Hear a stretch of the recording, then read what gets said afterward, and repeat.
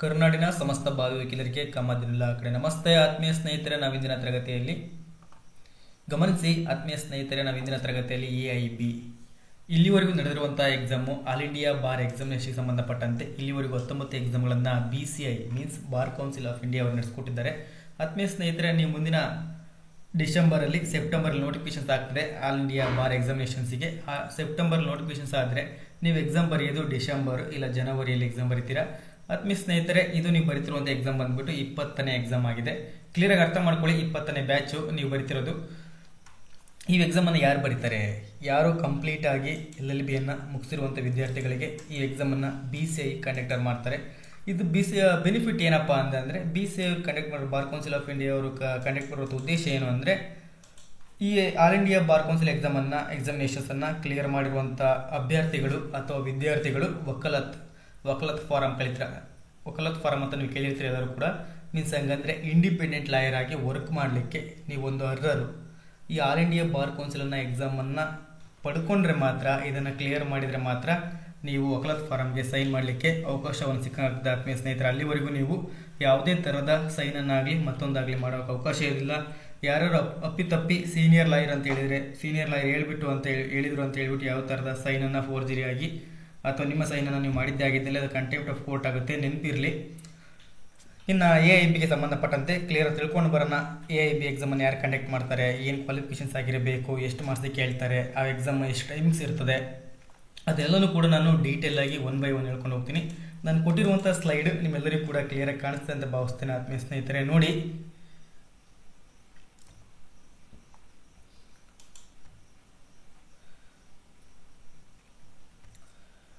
ಆತ್ಮೀಯ ಸ್ನೇಹಿತರೆ ಗಮನಿಸಿ.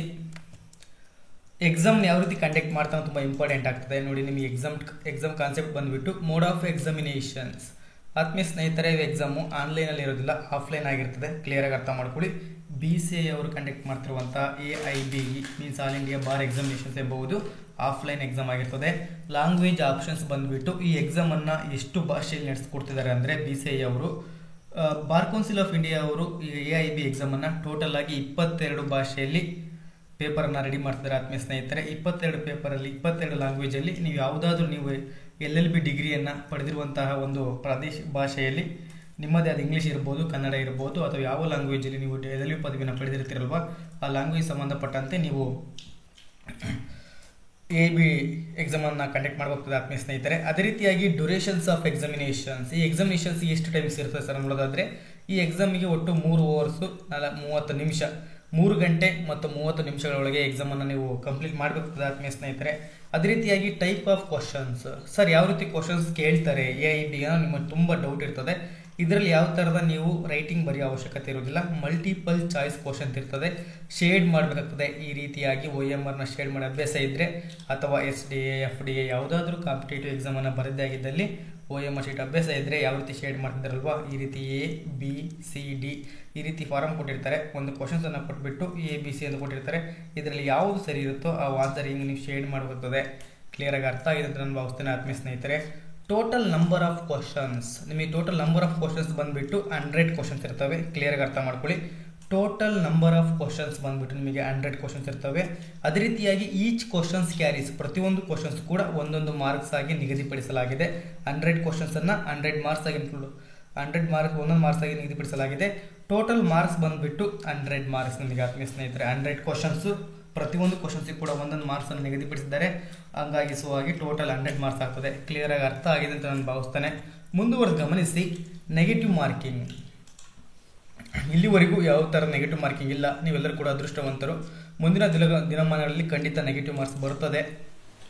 ನೆಕ್ಸ್ಟ್ ಒಂದು ಗಮನಿಸಿ. Cut off marks for passing in the AIB All India bar ಎಕ್ಸಾಮಿನೇಷನ್ಸ್ಗೆ ಕಟ್ ಆಫ್ ಮಾರ್ಕ್ಸ್ನ ನೋಡೋದಾದರೆ, ಜನರಲ್ ಕ್ಯಾಟಗರಿಗೆ 45 ಮಾರ್ಕ್ಸ್ ನಿಗದಿಪಡಿಸಿದ್ದಾರೆ.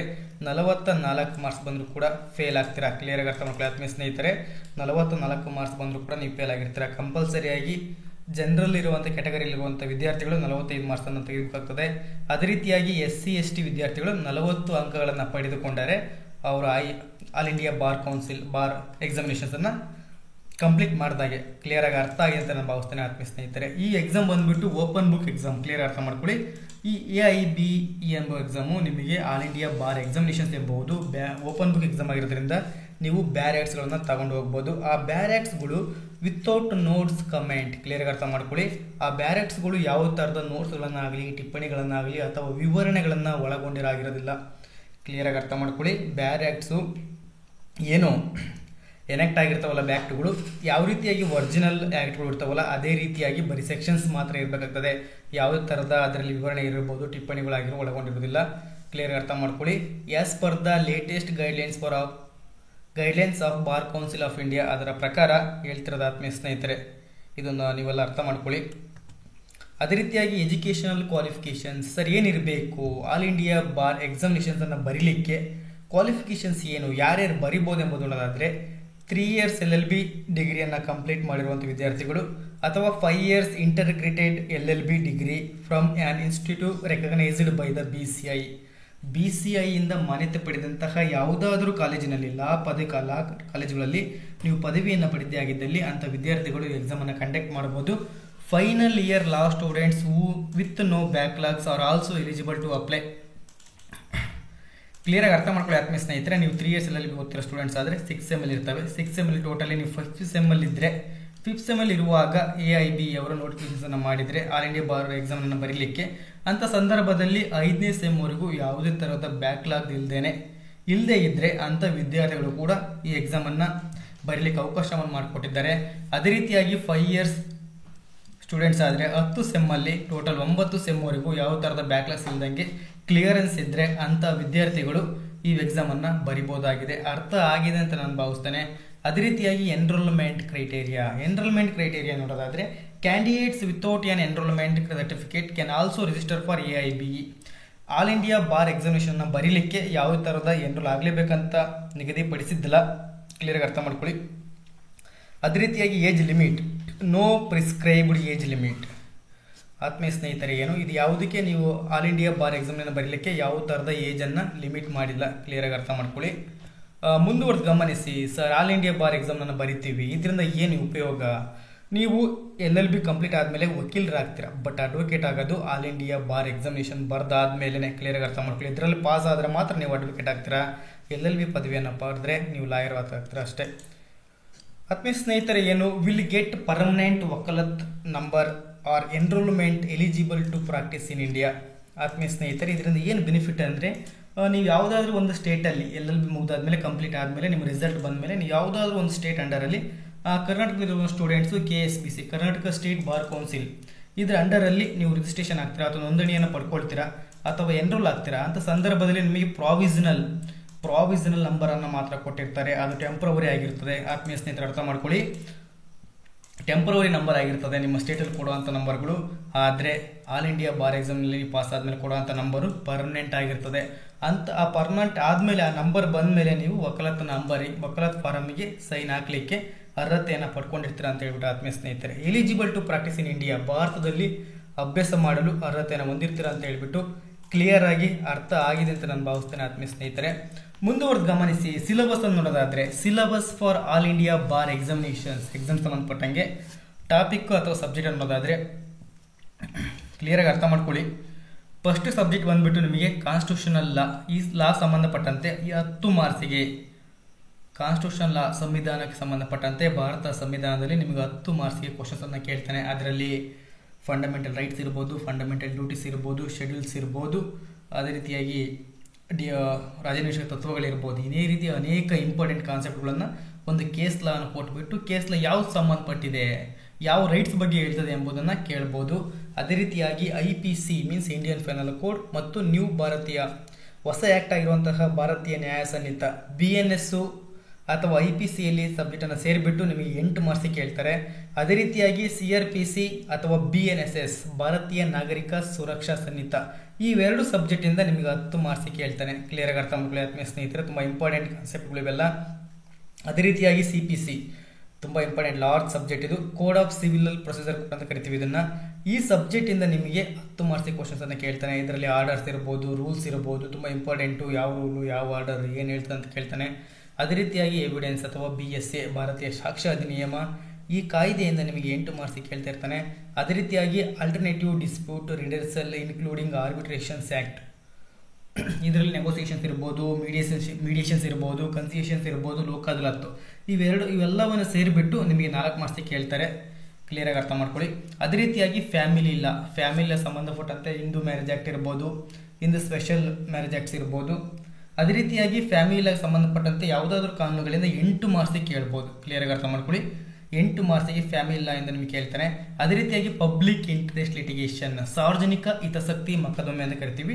ಈ ಸಾರ್ವಜನಿಕ ಹಿತಾಸಕ್ತಿ ಮೊಕದ್ದಮೆಯಲ್ಲಿ ನಿಮಗೆ 4 ಮಾರ್ಕ್ಸ್ ಕೇಳ್ತಾನೆ. ಅದೇ ರೀತಿಯಾಗಿ ಅಡ್ಮಿನಿಸ್ಟ್ರೇಟಿವ್ ಲಾಸ್ ಮೀನ್ಸ್ ಆಡಳಿತಾತ್ಮಕ ಕಾನೂನು ಅಂತ ಕರಿತೀವಿ. ಈ ಆಡಳಿತಾತ್ಮಕ ಕಾನೂನಿಂದ 3 ಮಾರ್ಕ್ಸ್ ಕೇಳೋ ಸಾಧ್ಯತೆ ಇದೆ. ಕ್ಲಿಯರ್ ಆಗಿ ಅರ್ಥ ಮಾಡ್ಕೊಳ್ಳಿ. ಕಂಪಲ್ಸರಿಯಾಗಿ 3 ಮಾರ್ಕ್ಸ್ ಕೇಳ್ತಾನೆ.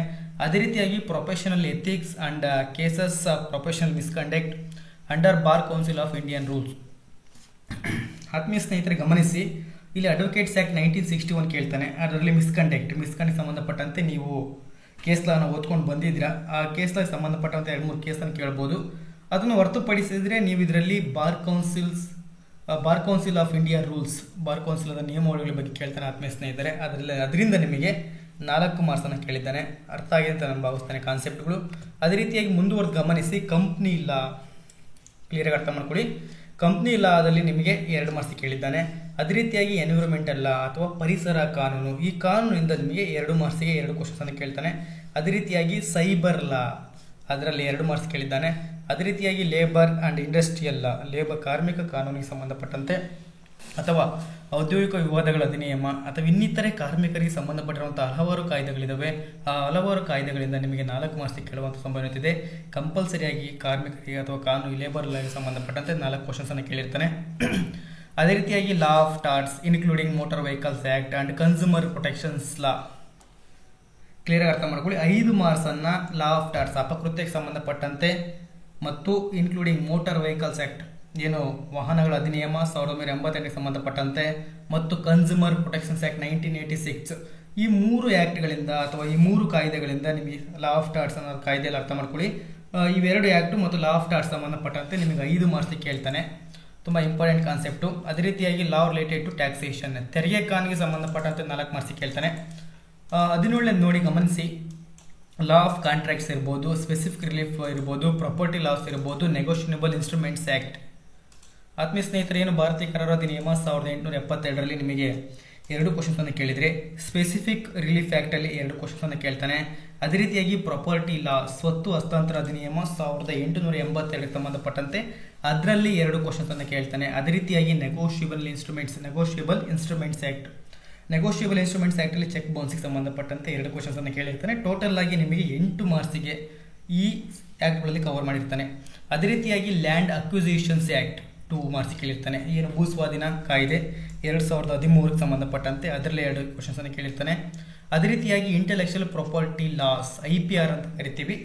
IPRಗೆ ಸಂಬಂಧಪಟ್ಟಂತೆ 2 ಮಾರ್ಕ್ಸ್ ಕೇಳಿರ್ತಾನೆ. ಆತ್ಮೀಯ ಸ್ನೇಹಿತರೆ, ತುಂಬ ಇಂಪಾರ್ಟೆಂಟ್ ಕಾನ್ಸೆಪ್ಟು. 19 ಕಾನ್ಸೆಪ್ಟ್ಗಳಿದೆ ಟೋಟಲ್ ಆಗಿ. 19 ಕಾನ್ಸೆಪ್ಟ್ಗಳಿಂದ 100 ಮಾರ್ಕ್ಸ್. ಕ್ಲಿಯರ್ ಆಗಿ ಅರ್ಥ ಮಾಡ್ಕೊಳ್ಳಿ.